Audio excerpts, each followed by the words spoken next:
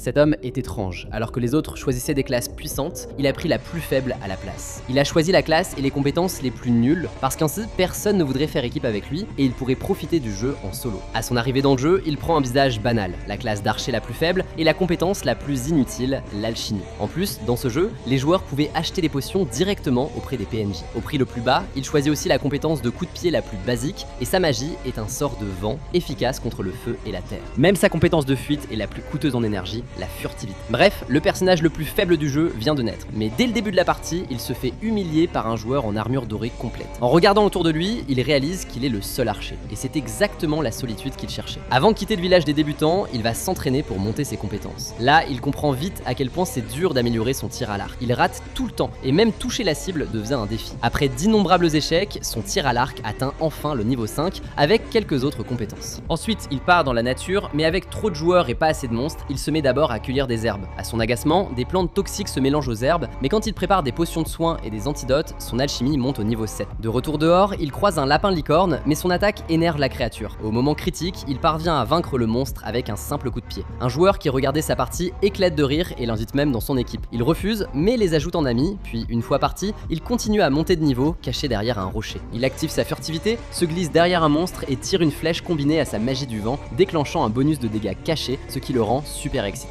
De retour en ville, il achète un morceau de pain, mais son goût horrible le pousse à tester la cuisine. Sa première tentative manque de lui casser une dent. À la deuxième, il améliore la recette en ajoutant herbes et épices. Le goût amélioré lui vaut une note de 5 étoiles, mais il n'est toujours pas satisfait, alors il optimise encore les ingrédients et crée un steak de lapin parfait. L'odeur délicieuse de sa cuisine attire plein de joueurs, alors il fixe direct le prix à 100 pièces d'or la portion en espérant les faire fuir. À sa surprise, tout le monde accepte. Non seulement il vend toute sa viande de lapin, mais il débloque aussi une compétence cuisiner plus vite.